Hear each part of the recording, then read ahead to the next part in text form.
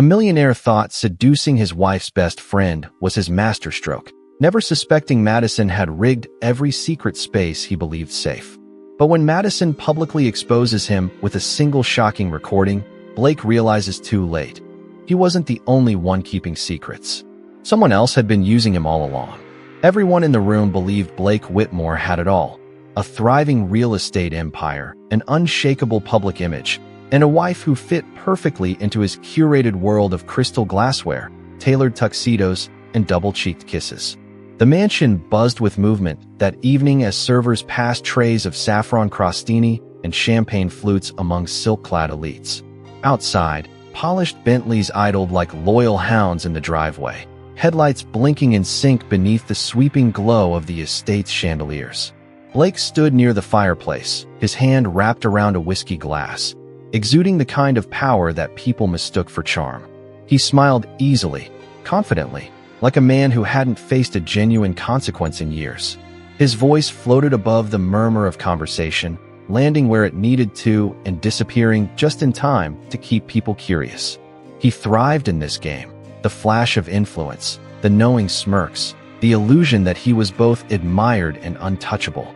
But what no one knew, what he believed no one could know, was that his true indulgence had never been luxury.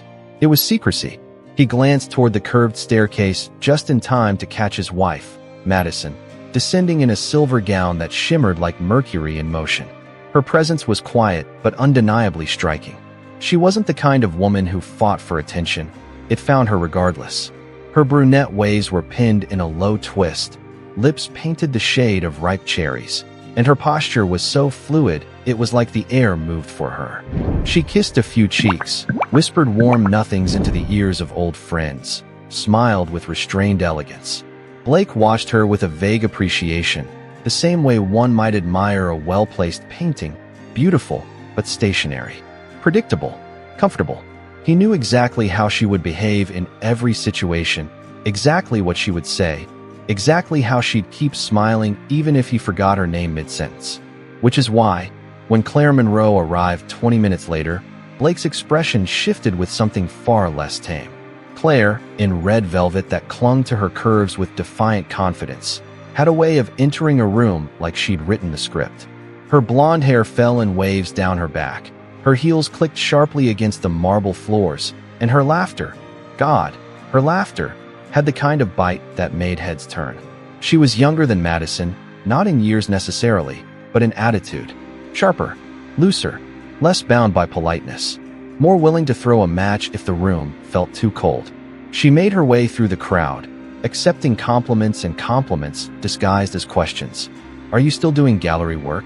How do you stay so radiant? Who's the lucky man tonight? Her eyes flicked toward Blake before she answered any of them, and that's when Madison noticed. She didn't blink, didn't flinch, but her gaze caught the micro-expression that passed between her husband and her best friend, like a wink too careful to be real, like a whisper on the edge of lips. Blake tilted his head as Claire approached, the grin on his face just a fraction too relaxed. He raised his glass. "Didn't expect you tonight," he said smoothly. "You look," he let the pause stretch just long enough, "dangerous." Claire laughed like someone who knew the joke was a little too real. "Don't I always?" From across the room, Madison watched the exchange with the same look she reserved for fine art. Still, analytical, detached. But her grip tightened slightly around her clutch, the faintest twitch betraying what she refused to let surface. She turned back to the senator's wife beside her and resumed the conversation as if nothing had passed between her peripheral vision and her heart. But something had shifted. Later that evening, when guests moved out to the garden for dessert and speeches, Blake excused himself under the pretense of taking a call. Claire followed 10 minutes later, claiming she was looking for the powder room. They met in the hallway near the wine cellar, out of sight, but not beyond suspicion. "Are you sure she doesn't suspect?" Claire asked as soon as the door shut behind her. "She's too proud to admit it, even if she does," Blake replied, brushing a stray hair off her shoulder with practiced ease. "She'd never make a scene. That's not her style." "And what's yours?" she asked with a smirk, stepping closer. "Control," he whispered, before kissing her. But down the hallway, beneath a hidden beam near the ceiling, a small blinking red light captured every word. "Back upstairs," Madison stood on the balcony just outside the drawing room, alone with a glass of champagne untouched in her hand. Her eyes traced the shape of the moon through the haze of distant city lights. She didn't need proof. She already had it. The softness of her expression wasn't weakness, it was calculation. She knew how to wait, how to listen, how to plan. Years of being Blake's invisible pillar had taught her the value of silence. Madison didn't get jealous. She got patient. Claire returned to the party first, cheeks flushed, smile easy. Blake followed soon after, adjusting his cufflinks as if nothing at all had happened. They mingled separately, careful not to overplay their performance. Madison said nothing. She thanked guests. She raised a toast. She held Blake's hand when a photographer asked for a photo. Everything looked perfect. That was her job. But beneath the gloss, a storm gathered. The night ended as nights like these always did. Valet tickets exchanged, cheeks kissed, compliments repeated and forgotten. Madison climbed into the back seat of their car with Blake beside her, still beaming from compliments about the evening's success. She looked out the window in silence. "You killed it tonight," he said, sipping from a flask he pulled from his coat. "Everyone's obsessed with you." She smiled faintly. "Are they?" He turned to her. "What's that supposed to mean?" "Nothing," she said, eyes on the dark road ahead. "Just wondering what it feels like to be watched and not seen." Blake scoffed, missing the warning in her tone. "You're being poetic again." She turned to him, studied his face. "And you're being sloppy." He blinked. "Excuse me," I said. She repeated slowly, "You're getting sloppy." Then she turned back to the window, and neither of them spoke again until they reached the mansion. Blake headed upstairs first, peeling off his tie as he went. Madison lingered behind, walking into her private study. The room was dark except for the faint glow of her laptop screen. She sat down, clicked the trackpad, and opened a folder labeled Echo. Inside, dozens of audio files, each one carefully time-stamped, labeled by location, dated, categorized. The most recent one, winecellar_Claire.mp3. She clicked play. The voices filled the quiet, and Madison leaned back in her chair, eyes closed, as a small smile tugged at the corner of her mouth, not because she enjoyed the betrayal, but because she was done pretending she didn't already know. The story was writing itself. All she had to do now was decide how it ended. Before we continue, I'm curious, what would you have done in Madison's position? Would you confront your partner immediately or wait patiently like she did? Comment below and give this story a rating from 0 to 10. Don't forget to like the video and subscribe. It really supports stories like this. And if you'd like to show extra appreciation, feel free to use the super chat feature below. Now, let's keep going and find out what happens next. Every Thursday evening, just after dusk, Blake Whitmore became someone else. He would leave the towering glass walls of his office with a satisfied grin, pass through the lobby where receptionists smiled too brightly, and step into his sleek black Jaguar as though the night ahead belonged to him. In many ways, it did. He'd loosen his tie halfway down the freeway, roll the windows down just enough to feel the breeze tug at the lies wrapped around his carefully pressed shirt collar, and head toward the part of the city where no one recognized his face, at least not in the way they did in glossy magazines and investor briefings. In a quiet block shadowed by ivy-covered buildings and the occasional flicker of neon from an old diner, sat a second-floor loft with tall windows and exposed brick. It didn't scream luxury. It whispered secrecy. Claire had chosen it herself, insisting on something charming but forgettable, a place no one would think to look. And that was what Blake loved about it, how invisible it made them. No staff, no security, no name on the lease, just a keypad, 2 wine glasses, and a silk robe that always hung waiting behind the bathroom door. The loft wasn't love. It was escape. It was control in its purest, most untraceable form. Claire greeted him that night in a black satin slip, barefoot, with a half-poured glass of wine already in her hand. She leaned against the kitchen counter like she belonged there, like she had always belonged there. Her hair was still damp from a shower, and the air smelled faintly of lavender and arrogance. "You're late," she said, but without any real sting. Blake dropped his keys on the counter and kissed her in response, long enough to quiet her, short enough to remind her who ran the schedule. "Board meeting ran over," he murmured, his hands already finding her waist. Claire grinned, brushing her fingers through his hair. "You always say that when you're distracted." And you always wear that when you want me to forget why I'm mad at you. Is it working?" He didn't answer, just scooped her up in his arms like a man who believed consequences were optional. They disappeared into the shadows of the bedroom, the door swinging shut with a click that would have echoed in any other life, just not this one. But in the hallway, inside the baseboard near the coat rack, a recording device blinked red. 3 days later, the same device picked up another conversation. This one less steamy, more dangerous. "I'm serious, Blake," Claire said, pacing the bedroom barefoot, frustration scribbled across her face. "You said you'd bring me into the meetings. You said we'd build something together." "We are building something," Blake replied, flipping through financial statements. "Just not the way you expected. You're using me." "I'm rewarding you," he corrected, barely looking up. "You want the cabin? It's yours. You want to oversee the retreat plans? Take the budget and run with it." Claire scoffed. "I didn't sign up to redecorate lodges and pose at your parties." "No," Blake said slowly, his tone sharpening. "You signed up to sleep with your best friend's husband." The silence that followed was almost too loud. Claire's chest rose and fell like a drumline, her lips parted but speechless. Blake didn't apologize. He never did. "She doesn't know," Claire said finally, but her voice lacked conviction. Blake smirked. "She suspects, but she won't do anything. That's what makes her perfect. You're chaos. Beautiful chaos." Claire didn't respond, but later that night, while Blake showered, she pulled out her phone and texted someone unnamed. "He's hiding more than just me." Meanwhile, Madison's world remained outwardly serene. On Tuesday, she chaired a charity luncheon for underprivileged youth, delivering a flawless speech while wearing a blush-toned Chanel suit and pearls that had once belonged to Blake's grandmother. On Wednesday, she hosted a dinner for an international foundation and even smiled when Blake arrived late, citing traffic and back-to-back calls. But on Thursday, at precisely 10:47 p.m., she sat in her study, headphones over her ears, listening to Claire's voice fill the room. She didn't cry. She didn't flinch. Instead, she took notes. Julian, the quiet presence behind her growing archive, watched from across the room. He sat cross-legged in an armchair, his laptop open, fingers tapping steadily.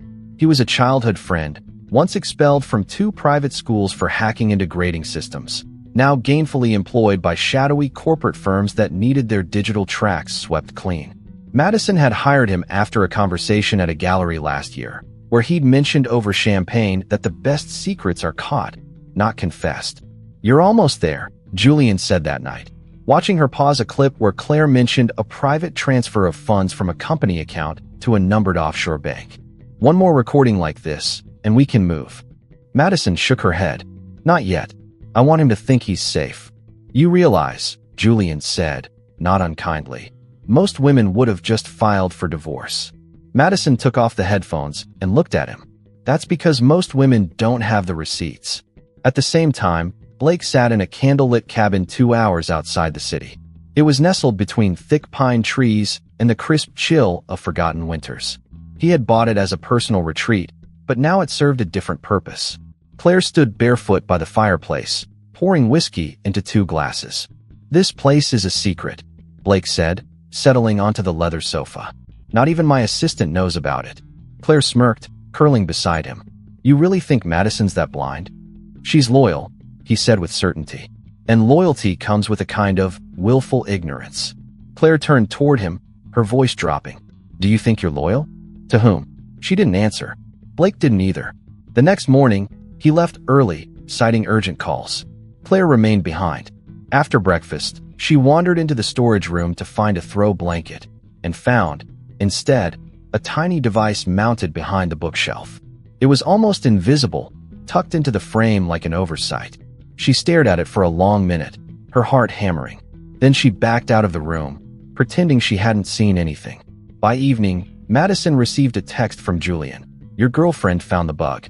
Madison stared at the message and typed only 2 words in reply. "Let her." Later that week, Blake invited Claire to a private dinner in a penthouse suite overlooking the skyline. They toasted to new ventures and partnerships and expansions. Claire played along, laughed at the right moments, touched his hand just enough to appear sincere. But something in her had changed.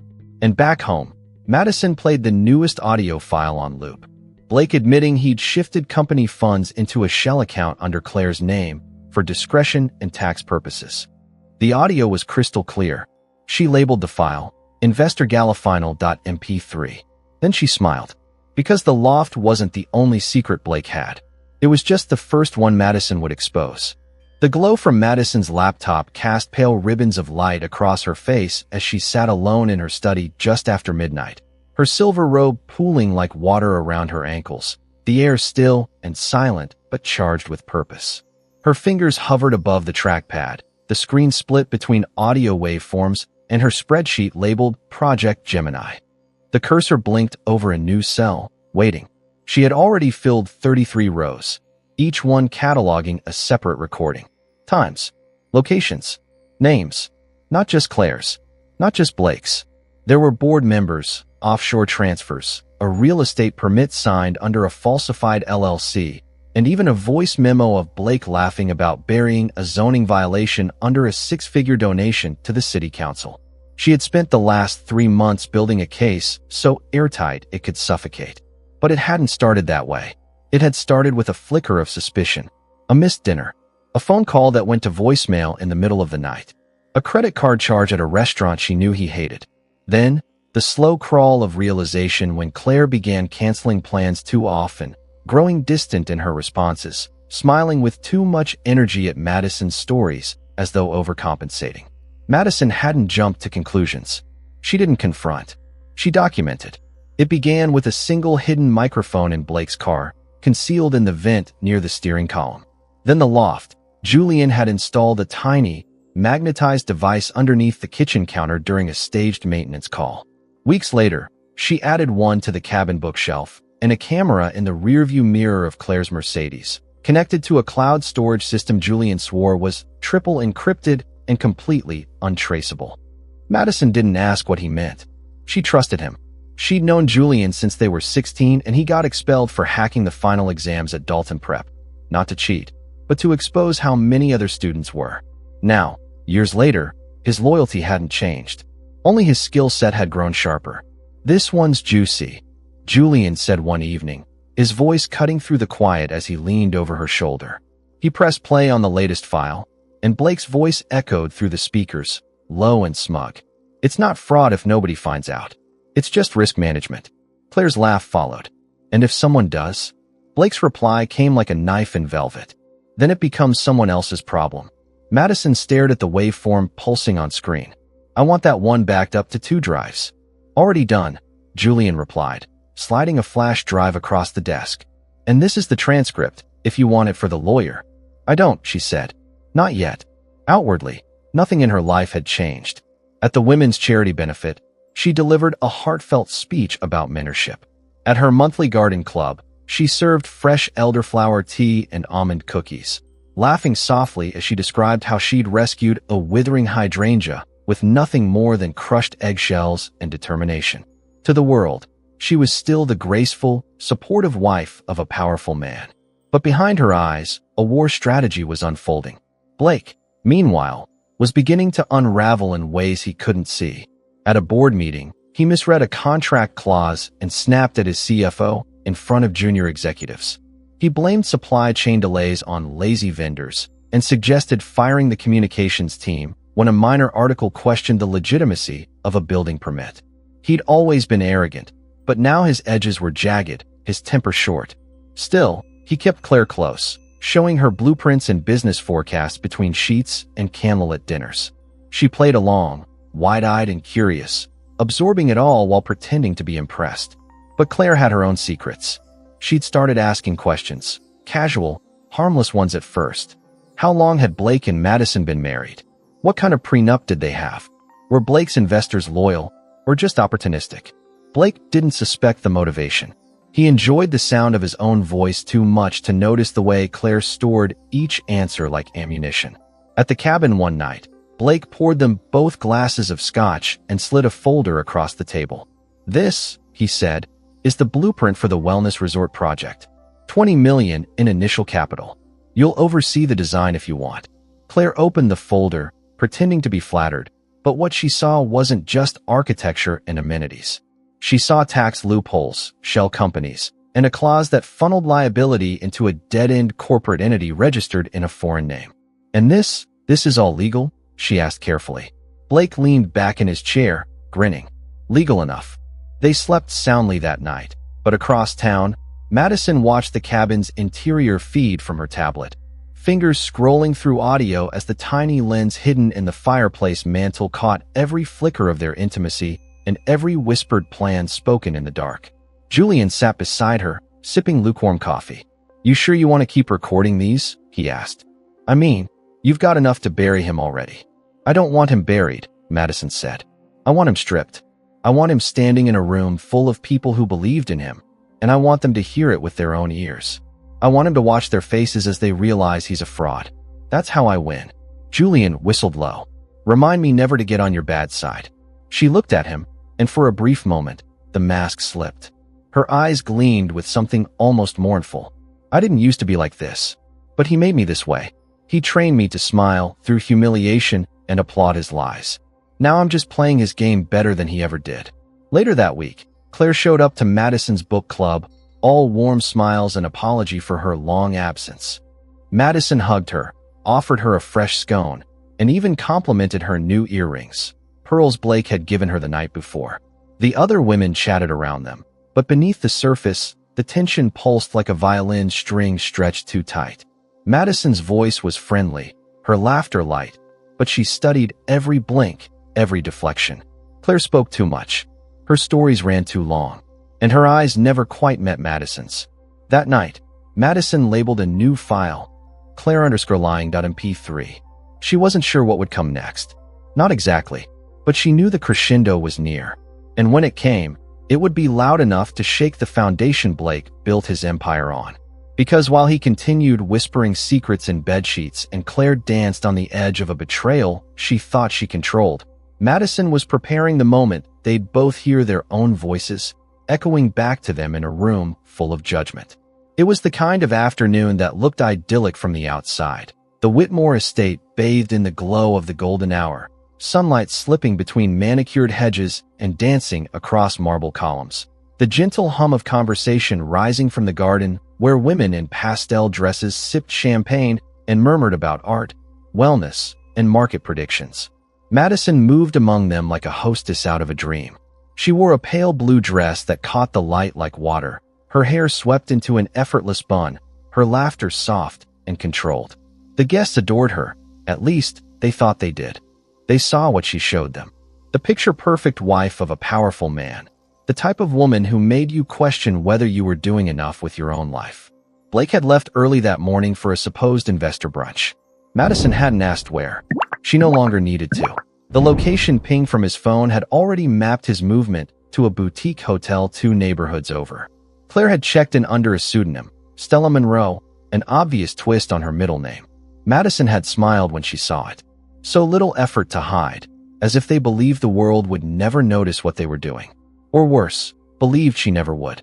Now, in front of a dozen carefully curated guests, Madison poured tea into bone china cups and offered homemade pastries as if nothing about her life were crumbling beneath the surface. She moved with such grace that no one noticed how her mind was elsewhere, already steps ahead in a game none of them knew she was playing. When someone mentioned Blake's name, she smiled gently and said he was handling some delicate negotiations abroad. When someone asked if she and Claire were still close, she paused just long enough to suggest uncertainty, then laughed it away with a practiced wave of her hand. And when the senator's wife whispered, "It must be exhausting being so perfect," Madison tilted her head and replied, "Perfection is only exhausting when it's fake." By the time the last guest had gone, the sun was dipping low, casting long shadows across the lawn. Madison walked back into the house barefoot, heels dangling from her fingers, and let the silence wrap around her like a blanket. The house was always too quiet after these performances, as if the walls themselves knew she was acting.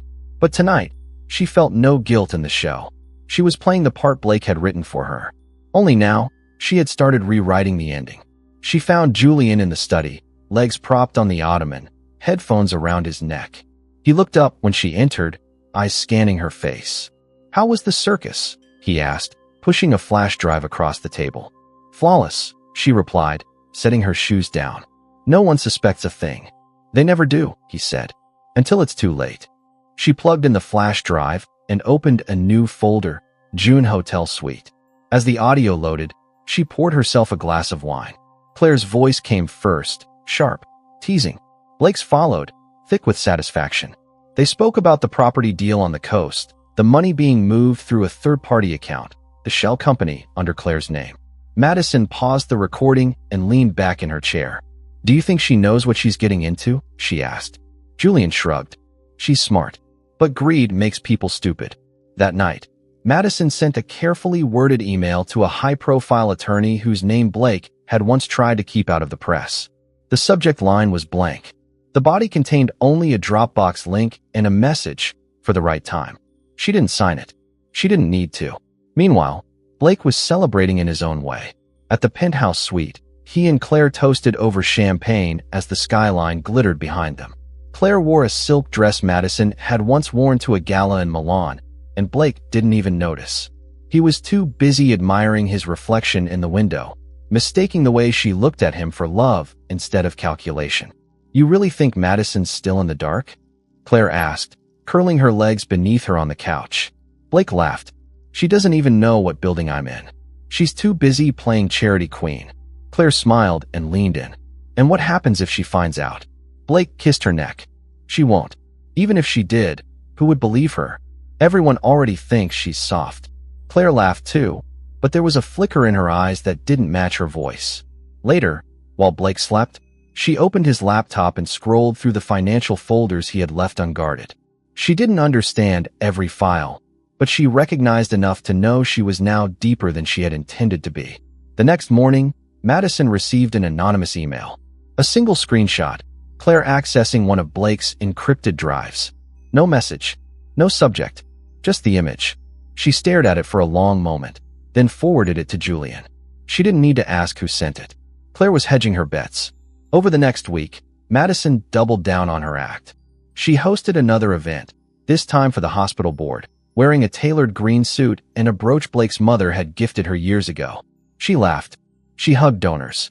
She made polite small talk with people who couldn't imagine a world where Madison Whitmore was anything but perfectly composed.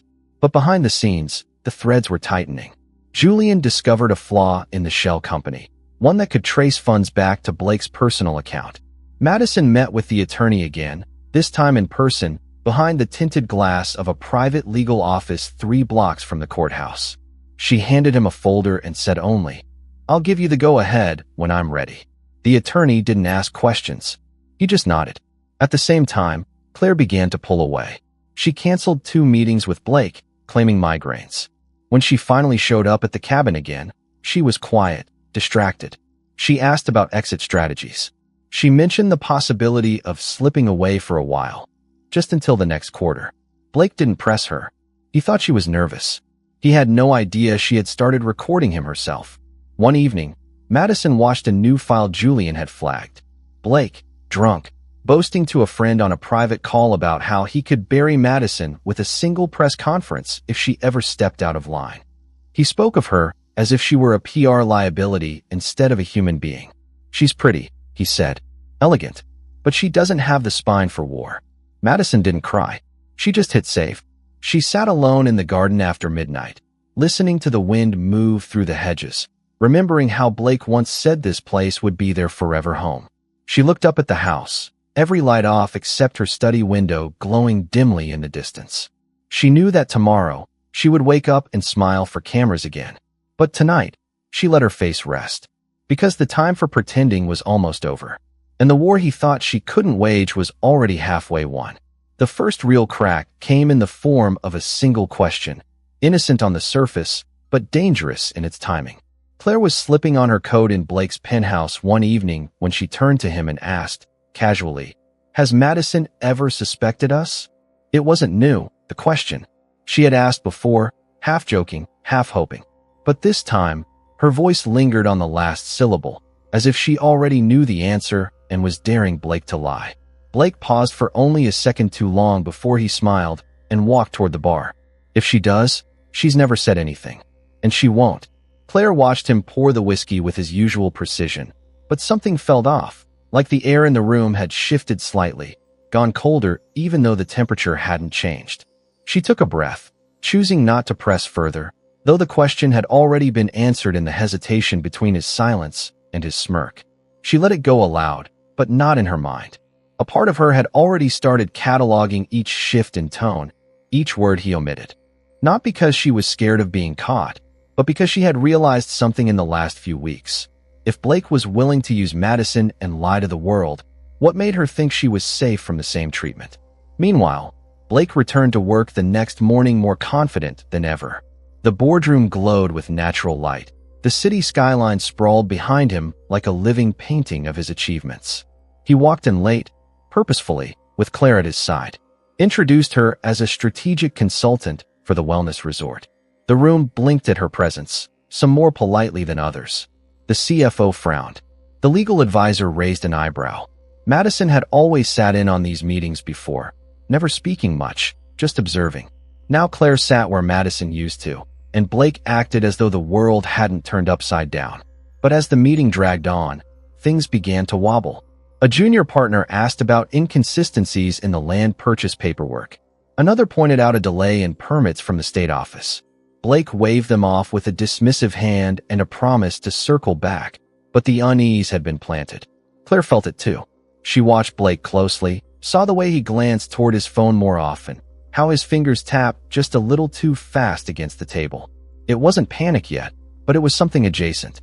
And Claire, sitting beside him in a designer dress he had bought to make her look the part, began to sense the cracks forming beneath her borrowed power. Madison, of course, already knew. She had received an anonymous envelope 3 days earlier. No return address, no note inside. Just a single printed photo of Blake and Claire stepping into the cabin, time-stamped. From an angle her own cameras didn't cover. She had studied it for an hour before realizing what it meant. Someone else was watching them too. Someone beyond her circle. It didn't scare her. It fascinated her. She scanned the image for metadata, but it had been scrubbed clean. Julian reviewed the envelope and confirmed it had been mailed from a P.O. box in another city. No leads, no traces, but the message had been clear: you're not alone. That night, Madison hosted a dinner party at the estate. A modest affair, just a few political donors, the art director from a local museum, 2 ambassadors' wives, and the editor of a major lifestyle magazine. She wore a green satin dress Blake had forgotten he bought her, and she didn't mention the envelope. Didn't mention Blake at all. She served wine. She told stories. She laughed at appropriate times. But the moment everyone had gone, she walked into the empty dining room and stood still for a long time, staring at the untouched place sitting at the head of the table. His chair. He hadn't even RSVP'd. She sat in his chair, just for a moment, and imagined what it felt like to be him. Then she stood, picked up her phone, and texted Julian. "Do we have audio from yesterday's board meeting?" The reply came immediately. Yes. Clean and clear. Uploading now. When she played it later that night, it wasn't the financial talk that caught her attention. It was Claire's voice, low, uncertain, asking about legal risk. Blake's answer, condescending and careless, rang out like a drumbeat. "If it blows up, it's on you. You signed it." She paused the playback, rewound, played it again. This time, she smiled. Claire, it seemed, was beginning to understand the price of playing mistress in a corporate empire. The next day, Claire showed up at Blake's office with a question of her own. "If something happened," she asked, careful not to be too specific, "and Madison made it public, what would happen to me?" Blake chuckled. "Nothing. You're protected." "But I signed." "Claire," he said, his tone suddenly sharp. "Don't overthink it." She didn't argue, but she didn't let it go either. That night, she copied several folders from his laptop onto a flash drive when he went to the bathroom. She didn't know what all of it meant yet, but she was collecting, just in case. And while Claire danced on the edge of loyalty and fear, Madison moved through her day like a queen without a court. She met with a discreet divorce attorney, one who had once represented a media mogul's wife in a highly publicized settlement. They talked numbers, but Madison made it clear, "I'm not filing yet. I'm not interested in money. I'm interested in legacy." The attorney blinked. "Then what exactly are you planning?" Madison only smiled. "Something better than a courtroom." Later that week, Claire found a small black device hidden in the lining of her purse. It was almost elegant in its design, thin, nearly invisible. She froze, heart pounding. She hadn't seen it before. Had it been there during her last meeting with Blake? Or was it new? She drove to the loft, hands shaking, and sat on the floor staring at the device. Then she pulled out her phone and texted Blake, "We need to talk." Alone. Back at the estate, Madison received a text from Julian. She found it. "Good," she replied. The following evening, Claire and Blake met at the loft. No wine this time. No silk dresses. Just tension. Claire held the device between two fingers. "Where did this come from?" she asked. Blake's eyes narrowed. "What the hell is that? You tell me. I've never seen it before." "Are you sure?" she asked, voice trembling with something between panic and calculation. "Because if you planted it, I didn't," he snapped, stepping closer. "Why would I spy on you?" Claire stared at him. For once, she couldn't tell if he was lying. And that scared her more than anything else. Back at the estate, Madison stood at her balcony window, looking out into the night, phone in hand. She tapped a button. Somewhere across town, a new recording began. And far beneath the surface of everything Blake thought he controlled, the cracks spread wider, deeper, until they no longer looked like cracks at all. They looked like traps. The air inside the loft felt thicker than usual, as if the walls themselves had begun to absorb the lies spoken within them. Claire stood near the window, arms crossed, watching headlights crawl along the avenue below, while Blake paced behind her like a man searching for proof of something he didn't want to admit. The small device sat silently on the coffee table between them, its blinking light now extinguished, its silence somehow louder than any accusation. They had circled the conversation twice already, each time ending in the same stalemate. Blake insisted he had never planted it. Claire wasn't sure whether she believed him or simply couldn't afford to believe the alternative. She finally turned around. "Then who?" she asked, eyes locked on his. "If it wasn't you, then who the hell is listening to us?" Blake exhaled sharply, jaw tense. "There are only 3 people who know about this place. You, me, and Madison." Claire's brows drew together, the corners of her mouth twitching with disbelief. "You think your wife bugged this apartment? You said she didn't even know it existed." "I didn't think she did," he said. "But she's been acting different." Claire walked over to the device and picked it up. "Then you underestimated her." She wasn't smiling. Again, he tried to speak, but she raised a hand. "I'm not stupid, Blake. If she knows about us, she's not just sitting on that knowledge. She's waiting. And you." She gestured toward the room. "The files, the entire setup. You've made it really easy for her." Blake rubbed his temples, his mask beginning to slip. For the first time in weeks, uncertainty flickered behind his eyes. He poured himself a drink he didn't want and sat down, staring into the amber swirl like it held answers. Claire remained standing, arms tight across her chest. She felt it now, how quickly the illusion of control could crack, how fragile the whole affair had been from the beginning. Madison, meanwhile, had never felt more in control. She sat in her home office late into the night, the glow of the monitors casting soft light across her skin. Julian was in his usual chair, sipping coffee that had long since gone cold. On the screen was the full transcript of the conversation from the loft, time-stamped and clean. The final line echoed in the quiet. "Then you underestimated her, again." Julian glanced at Madison, who hadn't stopped scrolling. "They're turning on each other," he said. Madison gave a quiet nod. "Not fast enough." Julian raised an eyebrow. "You want to accelerate it?" "I want to pull the thread," she replied. He hesitated. "That means exposure." "Not full," she said. "Just a whisper." The next day, an anonymous message was sent to a business reporter who specialized in real estate corruption.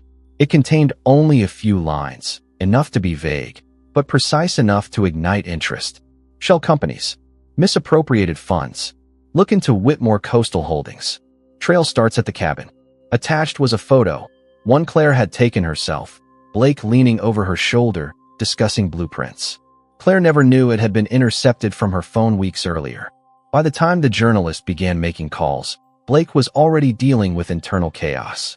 Investors were pulling out of the coastal wellness project, citing regulatory concerns. The state had flagged 2 permits. The city council had requested further documentation. Blake blamed his assistant.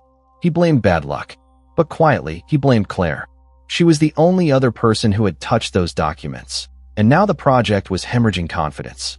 At a board meeting 2 days later, Blake lost his temper. He slammed his fist on the table during a disagreement about the construction timeline. Claire, seated in the back of the room, watched his composure unravel. It was happening. The empire he had once walked through like a king was now closing in around him, one skeptical glance at a time. After the meeting, he cornered her in the hallway. "You've been talking to someone." Claire blinked. "Excuse me." "I know you," he said, voice low. "You get nervous, you get sloppy. You've been meeting someone." "I've been watching you implode," she said coldly. "That's what you're picking up on." He stared at her for a long second. Then he leaned in, his voice like poison. "If I go down, you go with me. You signed everything." She didn't flinch. "And you made sure of that, didn't you?" They stood there, the hallway quiet around them, the fluorescent lights humming like tension incarnate. Then Claire turned and walked away without another word. Back at the estate, Madison met with the attorney again. This time she brought a flash drive and a printed list of people: investors, journalists, legal contacts, board members. She placed it on the desk. "I want these people in the room," she said, "when I press play." The attorney gave a half smile. "That'll be quite a show." "I'm not doing it for entertainment," she replied. "I'm doing it for evidence. And for every woman who's ever been told she was too soft to notice when she was being used." The attorney's expression changed, just slightly. "You're ready then?" Madison's reply was immediate. Almost. That night, Claire sat alone in the loft. The lights were dim. The city moved outside the window like a dream she no longer wanted. She took the flash drive she had copied from Blake's laptop and slid it into her own. Files appeared. Financial records. Drafts of agreements. Emails between Blake and government contacts she didn't recognize. One email caught her eye, sent just after the cabin project launched. "Ensure Claire Monroe's name is listed as owner of record. Keeps me clear of liability if anything goes sideways." Her stomach turned. She'd suspected, but seeing it in writing changed everything. It confirmed what she hadn't wanted to admit. Blake had never been building something with her. He had been using her as insulation. If the walls came crashing down, she'd be the one buried in the rubble. The next morning, she slipped the flash drive into a manila envelope, wrote an address on it she hadn't used in years, and dropped it into a mailbox 2 blocks from the loft. It was addressed to Madison. Meanwhile, Blake stood at his office window, staring out at the city like it still belonged to him. He didn't know yet that the foundation was already gone. He didn't feel the floor shifting beneath his feet. Not yet. But the tides had turned, and the water was rising. The cabin was supposed to be sacred. Nestled deep within a pine forest 2 hours outside the city, it had been Blake's private sanctuary for years, a place built not with intimacy in mind, but insulation. No board members, no journalists, no Madison. Only silence, the low hum of cicadas in the summer and the weight of snow in the winter. He had furnished it with just enough elegance to remind himself who he was. Leather armchairs, marble countertops, a fireplace that crackled when lit, even in summer. It was rustic wealth. It was where he went to think, to disappear, and more recently, to seduce. Claire had only ever known it as their getaway. To her, it was their place, a space Blake had carved out for them in the world, separate from his crumbling marriage and the pressures of his business. He would cook for her here, pour the wine himself, talk about futures he only half believed in. She once said the cabin made him human. He didn't correct her. He didn't say that the cameras had been installed before she ever stepped through the door, or that he'd brought others here before her. He liked how she looked in that illusion. But now, things were different. The drive up was quiet. Claire kept her eyes on the road while Blake typed furiously on his phone, responding to questions about budget gaps and media inquiries that had started circling the coastal resort. Madison was mentioned in one of the messages, a board member asking why she had missed the last event, wondering if everything was all right at home. Blake deleted the message before Claire could read it over his shoulder. When they arrived at the cabin, Claire stepped out first, inhaling the crisp air, her expression calm but unreadable. Blake unlocked the front door, stepping into the familiar hush of pine and old wood. Inside, nothing had changed. The same throw blanket over the back of the couch. The same whiskey decanter on the table. The same echo of his voice, stored invisibly in the walls. "I needed this," Claire said, pulling off her coat and tossing it over the chair. "Me too," Blake replied, loosening his tie. but his tone lacked the charm it once held. It sounded hollow now, as if he knew something Claire didn't. They made dinner together like they always did. Seared steak, roasted carrots, a bottle of red they both pretended to remember buying. Blake talked about the project, how delays were temporary, how the investors would settle once the press cooled. Claire asked if he had spoken to Madison. Blake rolled his eyes. Madison's not a threat. She's quiet. Always has been.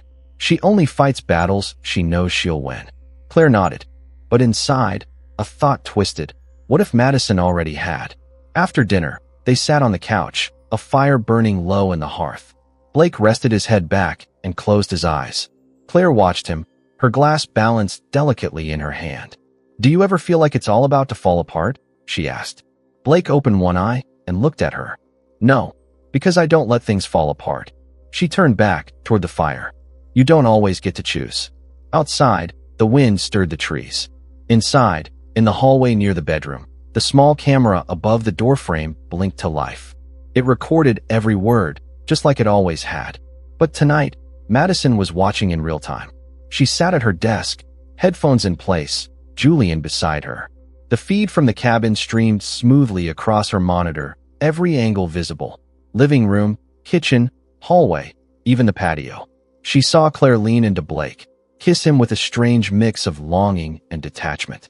She saw Blake respond, but without the confidence he once carried. There was no victory in the way he touched her now, only desperation. Madison paused the stream and rewound it. Watched it again. She wasn't looking for proof anymore. She was looking for timing. Do it, she said. Julian clicked a few keys. Moments later, a copy of the latest recording was sent to her attorney with a brief note. For reference. Include with existing file. Do not release until instructed. Back at the cabin, Claire stepped outside while Blake cleaned the dishes. She stood barefoot on the porch, staring out into the trees, her breath curling into the night air. In her pocket, her phone buzzed. A text from an unknown number. You're not the only one he used. We should talk. She didn't respond.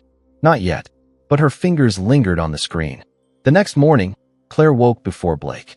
She dressed quickly, quietly, her movements efficient. Blake stirred but didn't wake. She stepped out of the cabin and walked into the trees, following a narrow path that circled the property. She needed air. She needed clarity. What she didn't know was that Madison had already reviewed the footage of her midnight pacing on that same path, each footstep marked by frustration. She had seen the way Claire looked at Blake when he wasn't watching. The doubt, the fear, the guilt that came too late. By noon, they were packed and driving back. Blake hummed to a song on the radio, trying to recapture some version of normal. Claire smiled when appropriate, but said little. They stopped at a gas station halfway back. Claire stepped out to stretch her legs while Blake paid inside. Her phone buzzed again. Another message. I have recordings. You've heard his voice. You know what he is. She stared at the screen for a long moment before typing back. Who are you? The reply came instantly. Someone he thought was soft. Someone who's about to show him how wrong he was. Claire exhaled and slipped the phone back into her pocket. When Blake returned, she was already back in the passenger seat, seatbelt on, smile in place. How much longer? She asked. Just under an hour, he replied. She nodded, eyes fixed ahead. Good. I'm ready to be home. What she didn't say, what she didn't dare let him see, was that for the first time in a long time, she wasn't sure whose side she was on anymore. Because the secret cabin had stopped being a haven. It had become a vault. And Madison now held the key. The envelope arrived in the late afternoon, hand-delivered by a courier who asked no questions and offered no explanation. Madison accepted it without hesitation, her face unreadable, her movements graceful as ever. She waited until the door clicked shut behind him before carrying it to her study, setting it down on the desk with deliberate calm. The envelope was thin, unassuming. No return address. But she already knew what was inside. Claire had finally crossed the line. Or rather, she had finally chosen one. Madison slid it open and pulled out the contents, a single flash drive, labeled with nothing more than a date. She inserted it into her laptop and waited. It loaded quickly. A folder appeared, filled with financial documents, screenshots of internal memos, and one video file. She clicked on the video first. It opened to a screen recording. Blake's laptop, his cursor moving through offshore account statements, unfiltered emails, a spreadsheet titled Discretion Fund, Q1 allocations. Claire had done it. She had handed over the match. All Madison had to do now was strike. Julian appeared in the doorway just as the video ended. "Another present?" he asked, noting the flash drive still protruding from the laptop. "Claire," Madison replied without looking up. "She's ready." Julian leaned against the doorframe, arms crossed. "That means he's close to losing control." "He already has," she said. "He just hasn't noticed yet." Over the next 3 days, Madison worked with a calmness that would have unsettled anyone who didn't know her. She made appearances where she was expected: a charity breakfast, a hospital foundation board meeting, a friend's gallery opening. At each event, she smiled. She posed for photos. She offered polite compliments. But behind the mask, she was assembling her final move. She reviewed each piece of evidence again, not because she doubted its power, but because precision mattered. Each clip, each email, each careless confession Blake had offered up while thinking he was untouchable, Madison had cataloged them with the care of a curator building an exhibit. This wouldn't be a messy explosion.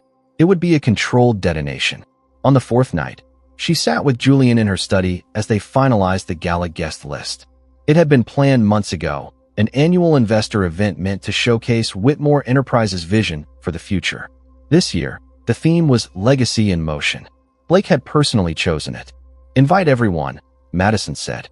"No exceptions. Every partner, every investor, every board member, government officials, journalists, former colleagues, even his competitors." Julian raised an eyebrow. "You want enemies in the room?" "I want witnesses," she corrected. The next morning, Madison confirmed the venue. A historic ballroom in the heart of the city, marble columns and vaulted ceilings, gold-trimmed walls that whispered prestige. She made no changes to the original decor or menu. She didn't want anything to seem out of place. Familiarity was part of the trap. Meanwhile, Blake was unraveling in increasingly visible ways. At a lunch meeting with the planning committee, he snapped at the event coordinator for asking about the presentation slides. "Just reuse last year's," he barked. "No one remembers those things anyway." He was distracted, checking his phone every few minutes, not noticing how people were starting to whisper after he left the room. Claire hadn't answered his messages in 2 days. Investors were growing anxious. One even suggested rescheduling the gala until the press surrounding the coastal project settled down. Blake refused. "Canceling now makes us look weak," he said. "We hold the gala. We project confidence." But he didn't sound confident. He sounded like a man bluffing with a losing hand, too proud to fold. Claire, for her part, had gone quiet. She stopped showing up at the loft. She ignored calls. She responded to texts with one-word answers or not at all. Blake didn't know she had already moved most of her personal items out of the apartment and placed them in storage. He didn't know she had been meeting with a lawyer of her own, or that she had scheduled an appointment with a financial crimes investigator, anonymously, of course. She wasn't doing it for Madison, not entirely, but she was no longer doing it for Blake. 1 week before the gala, Madison received confirmation that the press release was ready. It wasn't to be distributed immediately, only queued. In it, she detailed the imminent resignation of Blake Whitmore as CEO, citing misconduct, breach of fiduciary duty, and personal conflict of interest. It included no emotion, no storytelling, just facts, links, and an official statement from the attorney prepared to file a civil suit should any part of the release be challenged. 3 days before the gala, she met with the head of the venue's tech team.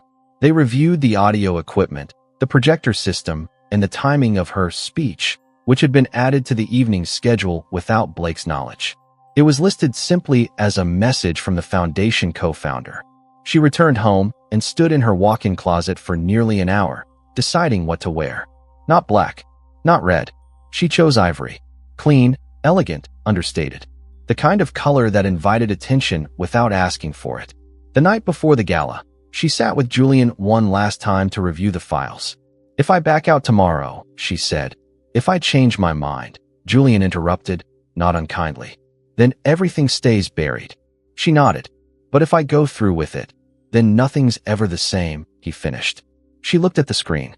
Blake's voice played softly from the speakers. He was laughing, telling Claire, "The board doesn't even read the reports. They just look at my face and sign the checks." Madison paused the audio and leaned back. "They're about to read everything. The night unfolded like a page torn from a luxury lifestyle magazine. Flashing cameras, champagne flutes perched on silver trays, and the echo of polished shoes over marble floors as the city's elite gathered in the grand ballroom. Gold chandeliers dripped light from above like frozen fireworks, casting a warm glow over the walls lined with deep navy curtains and framed photographs of Blake Whitmore's rise to empire. Groundbreaking ceremonies, handshakes with senators, ribbon cuttings at luxury developments, each image carefully curated to immortalize a man who, until this night, had controlled his own narrative. It was a room meant for legacy, and Blake believed it still belonged to him. He entered flanked by 2 board members, smiling with the effortlessness of a man used to being watched. His tuxedo was tailored so perfectly it moved like skin, and every lock of his hair was sculpted into place with surgical precision. Cameras clicked as he made his way through the crowd, shaking hands with investors and old friends who still believed the mask he wore was skin deep. Claire was nowhere in sight, and that was by design. He'd told her to lie low, to avoid attention until the rumors settled. She had agreed, but she hadn't shown up since. Blake didn't mention her. He didn't need distractions. This was his night to reclaim control, to remind everyone who he was. What he didn't notice was how many guests weren't smiling as brightly as they had last year. How several of his old allies leaned closer to whisper behind napkins. How the CFO avoided his gaze entirely. Madison arrived precisely 20 minutes after the first course had been served, descending the ballroom staircase as if she were floating. She wore an ivory gown that shimmered under the chandeliers like candlelight on silk, her hair swept back in an elegant chignon, her lips painted in a quiet shade of defiance. She was alone. No entourage, no greeting committee, just a single entrance that silenced half the room. Blake turned the moment the whisper of her name passed through the air. For a brief second, his composure faltered. He hadn't expected her to come. He'd made no space for her on the seating chart. And yet, here she was, gliding through the crowd like royalty reclaiming her court. She didn't approach him right away. Instead, she moved through the room with purpose, stopping to greet guests, many of whom rose from their seats or set down their forks mid-bite just to meet her gaze. She asked about their families, commented on their businesses, thanked them for their support. And when she did finally reach Blake, it wasn't to kiss his cheek or play the doting wife. It was to shake his hand. "Mr. Whitmore," she said, voice clear but soft. "Thank you for having me." He blinked. "You're welcome," he managed. They stood there for a heartbeat, 2 statues carved from opposite intentions. Then she moved on, taking her seat near the front of the ballroom beside a woman from the ethics committee and a tech entrepreneur who had once tried to buy Blake out. The placement hadn't been accidental. Neither was her timing. Dinner passed in a blur of clinking silverware and murmured conversation. Blake stood midway through the second course to deliver a brief toast. He raised his glass and spoke of resilience, innovation, and the future of Whitmore Enterprises. There was applause, not thunderous, but polite, reserved. And then, just as the dessert plates were being cleared, the lights dimmed slightly, the background music faded, and the MC returned to the podium. "Before we conclude this evening," he said, "we have a special message from one of our co-founders. Please welcome Mrs. Madison Whitmore." Blake froze. He hadn't approved any speech. He hadn't even seen a request. But before he could move, Madison had already risen from her seat and stepped up to the podium, her heels clicking softly against the marble floor. She didn't carry notes. She didn't need them. "Good evening," she said, her voice amplified yet calm, composed as ever. "First, let me thank you all for being here. Your continued belief in this organization is what built it, and what, I hope, will carry it forward long after tonight." There was a murmur of approval. People nodded, smiled. She continued, "For the past several years, I've stood beside my husband as he shaped this company into what it is today. I've attended these galas, smiled for photographs, and watched as he took his rightful place in the spotlight. But tonight," she paused, letting the silence stretch, "tonight is not about legacy. It's about truth." Somewhere near the back, a chair scraped the floor. Blake stood, but a firm hand from one of the board members guided him back into his seat. Madison nodded slightly toward the tech booth. The main screen behind her flickered to life. At first, it was just audio, Blake's voice, smooth and confident. "They'll never look past my face. They trust me too much to check the books. Then Claire's voice. But what if someone talks? They won't. And if they do, I'll pin it on someone else. The crowd went still. The next clip, Blake laughing. It's not fraud if they don't understand the numbers. Then more. Snippets from board meetings. Conversations with Claire. Jokes about misappropriated funds. Plans to shift blame. Each clip hit harder than the last. Phones came out. Eyes widened. People whispered. A woman gasped. One man stood up and walked out, his face pale. The CFO leaned forward, his jaw clenched. On the screen, Blake's voice continued to condemn him, sentence by sentence. And Madison? She stood at the podium, hands clasped gently, her expression unreadable. Not gloating, not angry, just done. The audio stopped. The lights came back on. I'm sure you have questions, she said. I recommend you direct them to the board, the authorities, or your legal counsel. Thank you. She stepped down. Not a soul moved. Blake rose slowly, his face drained of color, lips parted in disbelief. But before he could speak, two men in suits approached him from the side of the room. Discreetly, firmly, politely. They spoke too softly for others to hear. Then they escorted him out. Madison returned to her seat, picked up her glass of water, and took a sip. And just like that, the gala resumed. But no one was talking about legacy anymore. They were talking about Madison. For the first time in years, Blake Whitmore didn't know what to say. He stood alone in the hallway of the ballroom's service corridor, his reflection fractured across a wall of mirrored panels that now distorted the man he believed himself to be. The voices still echoed in his mind, his own voice, distorted by speakers but unmistakably him. Words he had spoken so carelessly, believing no one was listening, now weaponized in the most public way possible. He had always thought that the worst thing that could happen to a man like him was to lose money. He was wrong. The worst thing was losing the illusion of invincibility. And now he was exposed. Madison's voice had been so calm, so composed, as she unveiled the truth to a room full of investors who had once fought over access to him. Her timing had been surgical, her delivery flawless. She hadn't shouted. She hadn't wept. She had simply revealed. That made it worse. He might have salvaged something had she cried, begged, made it emotional. But she hadn't. She had turned him into a scandal with grace. She hadn't destroyed him in anger. She had dismantled him with precision. Outside the ballroom, chaos had begun to bloom quietly but relentlessly. Phones rang. Legal teams were contacted. A journalist slipped out early, already composing the first breaking headline before dessert had even been cleared. One by one, the people Blake had once called allies began to slide away, like rats from a burning ship. No one would be the last to distance themselves from him.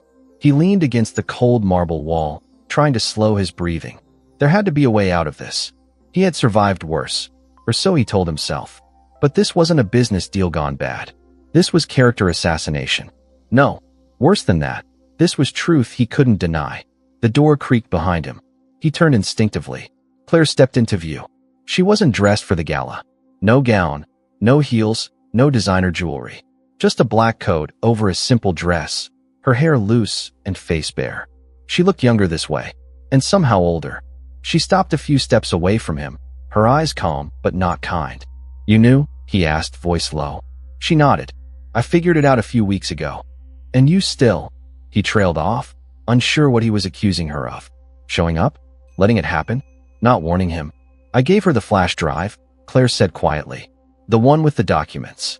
Blake laughed once, bitterly. Of course you did. You used me, she replied, voice steady. I let you, but I'm not going down with you. He shook his head, still reeling. You're just as guilty. You signed everything. But I kept receipts, she replied. I kept notes. I gave them everything. Emails, recordings, copies of every paper you made me touch. They'll know you orchestrated it. I was just your shield. Blake stepped closer, a last flicker of menace in his tone. And what does that make you now? Claire met his gaze without flinching. Free. She turned and walked away, leaving him in the hallway where his legacy had begun to bleed out in silence. Meanwhile, Madison stood in a private suite overlooking the ballroom, her ivory gown still immaculate, her hands wrapped around a glass of water she hadn't yet tasted. Julian sat nearby, watching the live feed of the ballroom's aftermath unfold on his tablet. The screen showed guests quietly exiting, their faces tight with thought. Conversations hushed but urgent. The press hadn't fully broken the story yet, but they would. She had scheduled the release of a digital file, an edited but accurate version of the gala's playback, to hit major outlets at midnight. No dramatic leaks. No exclusive tell-alls. Just the truth, delivered like a report. Julian looked up at her. He's going to fight this. Madison nodded. Let him. He might try to turn it on you. He'll try everything, she said. That's what desperate men do. Julian set the tablet down. You could disappear now. Walk away. Take the settlement. Change your name. Madison finally took a sip of the water, then placed the glass down with quiet resolve. I didn't do this to disappear. I did this to be seen. She left the suite a few minutes later, descending the stairs with the same grace she had arrived with. The ballroom was nearly empty now, except for a few staff and one man standing alone near the center. Blake. He turned as she approached, but didn't speak. They stood face to face, two people who had once been partners, now strangers tied only by memory and consequence. You think this makes you a hero? He asked. Madison tilted her head. No, it just makes me honest. You'll regret this. I already regretted staying silent. His jaw clenched. You could have come to me. We could have handled this privately. She laughed softly. You made it public the moment you decided I wasn't watching.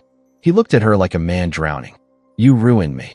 No, she said, stepping closer. You did that all by yourself. I just gave you the mirror. He blinked, then dropped his gaze. She left him there, motionless beneath the chandelier, alone in a room built to celebrate his greatness. The room that now bore witness to his collapse. By the time she reached the street, cameras were already gathering. Journalists pressed forward, but her security team cleared a path. Madison said nothing.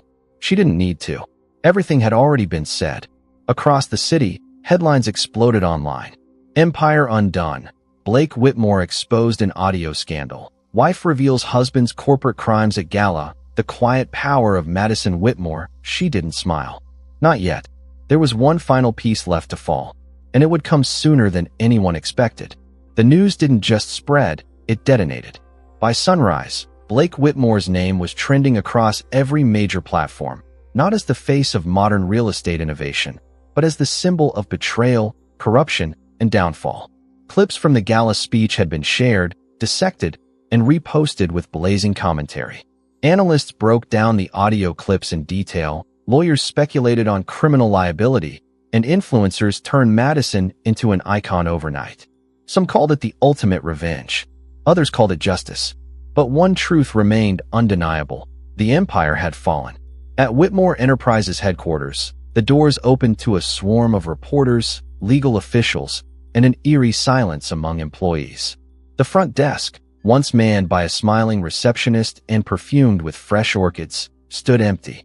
Upstairs, the board convened an emergency meeting without Blake.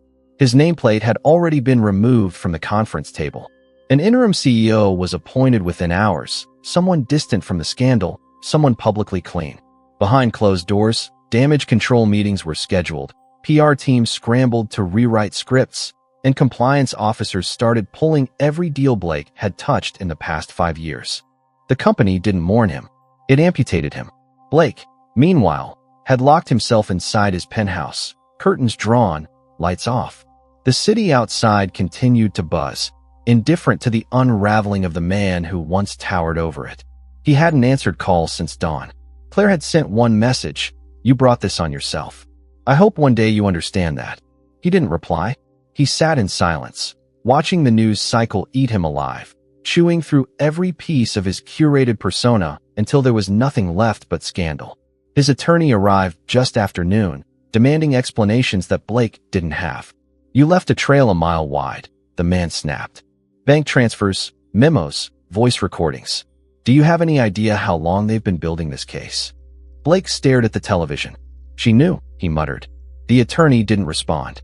"She knew everything," Blake continued, as if it had just occurred to him. "She was watching the whole time." The attorney closed his briefcase. "And you were too arrogant to see it." Elsewhere, Claire was packing the last of her belongings into a rented SUV. The loft was nearly empty now, its walls bare, its charms stripped away with the truth. She folded a final sweater into a suitcase and looked around one last time. No more secrets. No more late-night whispers or manipulated promises. She had played a dangerous game and survived, not because she was smarter, but because she'd chosen the right moment to stop pretending. On the passenger seat, a new ID sat in a sleek leather wallet, issued under her real name. No more aliases. No more shadow roles in a life that was never hers to keep. Before pulling away, she sent one last text. Not to Blake. To Madison. I was wrong about you. You didn't just watch him fall. You made sure he saw the ground coming. Madison read it while sitting at her kitchen counter, the late afternoon sun pouring through the windows. The estate was quiet now, almost serene. Staff had been given the week off. She moved slowly through the house, touching the back of chairs, running her fingers across the piano Blake never played, the vases he had insisted on buying for image alone. Each room held memories, some painful, some hollow, but none of them had power over her anymore. She was free, not just from the marriage, but from the constant act of shrinking herself to accommodate a man too small to see her. Julian arrived that evening with a bottle of wine and the kind of grin that only comes after justice has been served. He's finished, he said without ceremony. The DA wants to talk. The SEC is opening a formal investigation. And Claire? She gave a statement. Said you were the only one who ever saw the whole board. Madison poured 2 glasses and handed him one. To watching closely, she said. To timing it right, he replied. They clinked glasses and sat beneath the tall windows of the study, where sunlight was fading into soft amber, where plans had once been hatched in whispers and now echoed as victories. The next morning, Madison attended a press conference, not to speak about Blake, but to announce a new initiative, an independent foundation promoting financial literacy and ethical leadership among young professionals. She didn't bring up the scandal, didn't mention his name. She didn't have to. Her presence was enough. She wore a navy suit, spoke clearly and warmly, and walked off the stage to thunderous applause. Later that week, she filed for divorce. No press release, no stage photo, just paperwork, clean and precise, like everything else she had done. And Blake? He was seen only once after the gala, photographed through the tinted window of a black SUV, escorted into a government building. The image was grainy, but his face was clear, hollow, smaller somehow. Madison never commented on the photo. She didn't need to, because the world now understood what she had always known. Appearances lie, and behind the smile of a millionaire could hide betrayal, fraud, and arrogance too deep to notice its own reflection. She had simply shown the world what was already there. By the time the week ended, Blake Whitmore was no longer a name attached to power. He was a cautionary tale, a warning, a man undone not by a competitor or an enemy, but by the woman who had once loved him enough to stay quiet, until she realized her silence was the only thing keeping him whole. The fallout was complete, and for the first time in a very long time, Madison Whitmore finally felt whole. The house was quiet now, stripped of the illusion it had once worked so hard to maintain. No more evening calls from investors. No more late arrivals in cologne-heavy suits. No more laughter from behind locked doors or the sound of expensive shoes on imported marble. Just silence. A silence that, for Madison, no longer felt heavy. It felt earned. She stood in the conservatory that morning, barefoot, coffee in hand, surrounded by the gentle hum of the world beginning again. Outside, the garden had started to bloom again. Fresh color returning to roses she once neglected, petals leaning toward the light without hesitation. Madison opened the tall glass doors, letting the scent of earth and possibility waft into the space. She stepped outside and walked the stone path she and Blake had laid years ago, back when they still spoke of things like legacy and forever.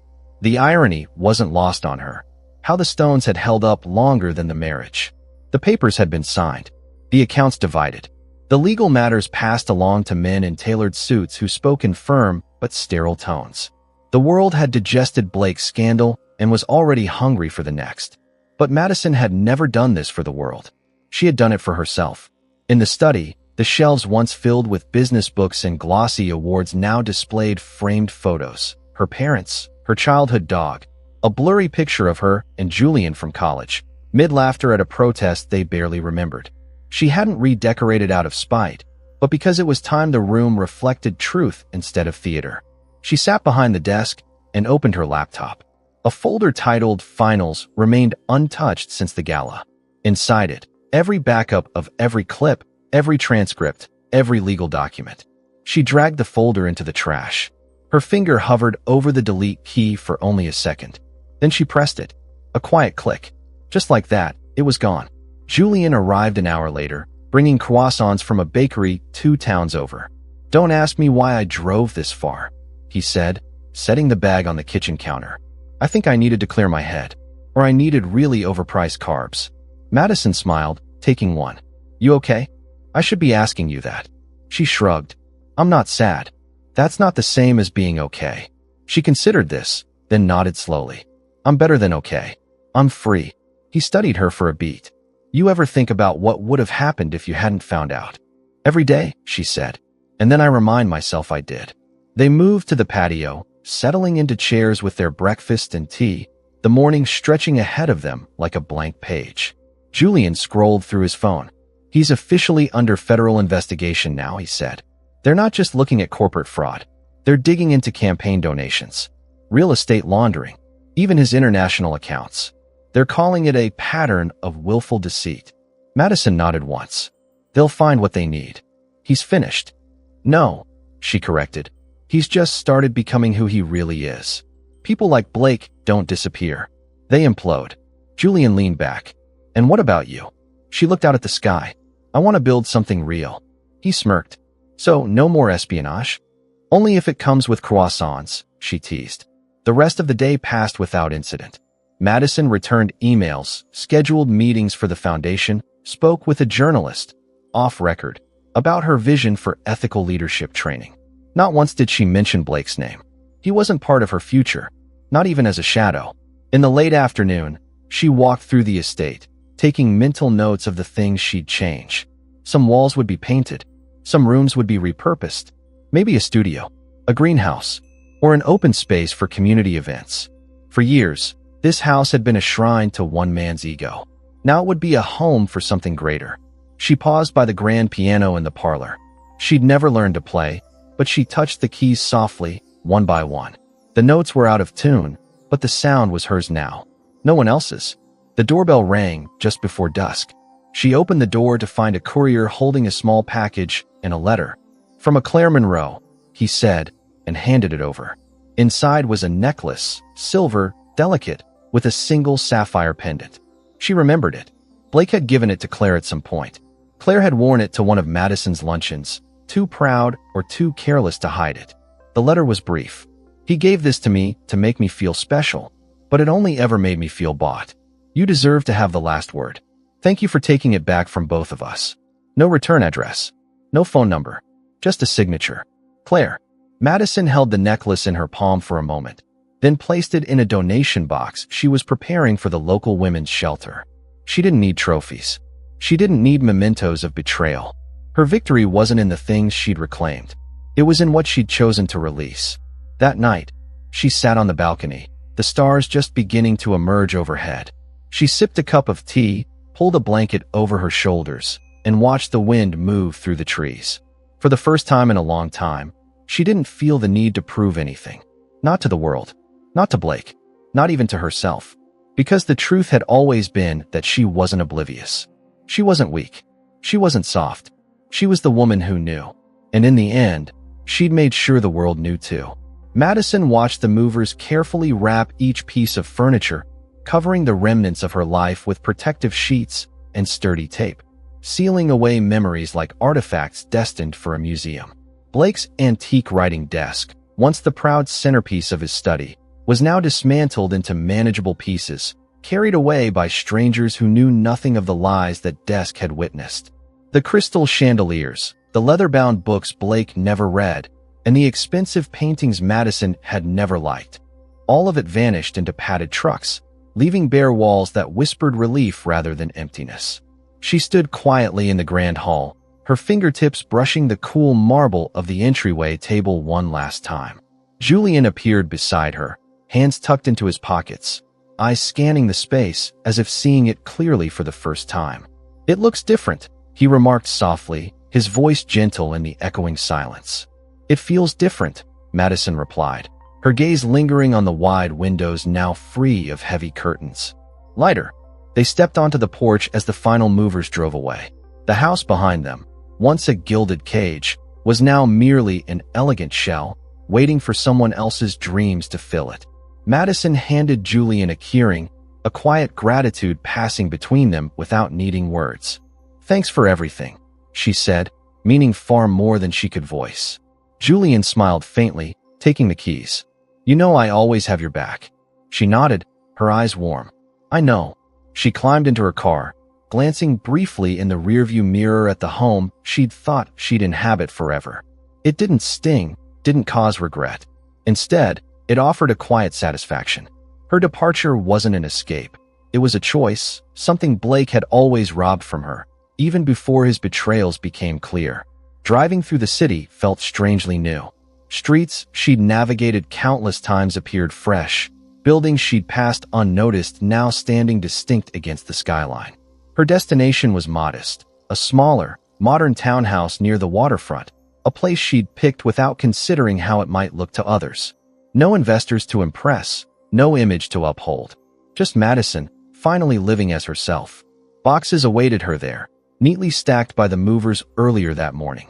She spent the afternoon unpacking slowly, placing things exactly as she wanted. Books arranged by preference rather than aesthetics, photographs of genuine smiles rather than staged poses. When she reached the box labeled "Study," her breath caught slightly. Opening it, she found not documents or recordings, but a small framed photo she'd forgotten she packed. A candid image of her and Julian, taken years ago on a carefree trip, faces bright with laughter. The moment felt distant, yet somehow perfectly present. Madison placed the frame prominently on her new desk, beside a fresh notepad and a pen she'd bought simply because she liked how it felt in her hand. No more coded language, no more covert agendas. Just her words, her thoughts, her future. She sat quietly in her chair, savoring the silence, realizing with relief that there was nothing left to uncover. Every secret had been aired, every truth finally spoken. The media frenzy surrounding Blake gradually quieted, becoming background noise rather than the roaring wave it once was. Headlines moved on to new scandals, other millionaires whose masks had slipped publicly. Blake's trial would happen eventually, but Madison no longer tracked every update obsessively. She didn't need his downfall to complete her own rise. She had already moved beyond that shadow. One afternoon, Claire unexpectedly appeared at her door, dressed casually, her demeanor stripped of the bravado Madison had grown accustomed to. Madison invited her inside cautiously, watching as Claire hesitated at the threshold before stepping into the modestly furnished living room. "I won't stay long," Claire began softly, choosing a chair near the window. "I just needed you to know. I never expected forgiveness." Madison considered her words carefully, sitting across from Claire, the air between them still complex but no longer hostile. "What did you expect, then?" Claire's gaze dropped briefly to her hands. "To tell you I'm sorry. Not because it changes anything, but because you deserve to hear it." Madison studied Claire's face, noticing the faint lines that recent months had carved there, marks of experience rather than age. "Thank you," she finally said, her voice steady and honest. "I'm glad you came." Claire nodded slowly, standing to leave. At the door, she paused, turning back slightly. "I underestimated you. We both did." Madison offered a subtle smile. "I know." Life settled into a new rhythm afterward. Madison took walks by the waterfront in the mornings, coffee warming her hands as she watched ships drift slowly across the harbor, imagining where they might be headed. She volunteered with local charities, spoke openly at events about resilience and self-worth, and quietly rebuilt relationships that Blake's betrayal had strained. People respected her now, not for who she was married to, but for the strength and dignity she had shown in reclaiming her life. Months passed, and the scandal around Blake faded further into history, though the scars he left remained faintly visible. Madison no longer carried them as burdens. Instead, they became quiet reminders of her strength, proof that she'd survived and thrived, despite everything. One morning, Julian met her at a small cafe near her home. They shared coffee and fresh pastries, comfortable in the silence that lingered between their words. "I saw Blake's sentencing announced," Julian said carefully, stirring sugar into his cup. 10 years. Fraud, conspiracy. You name it. Madison exhaled softly, glancing out the cafe window at the bustling street. It feels distant now, almost unreal. You did good, Julian offered quietly. You didn't just walk away, you walked forward. Madison smiled, warm and genuine. I didn't know how strong I could be until I had no other choice. You always had it, Julian replied. He just made you prove it.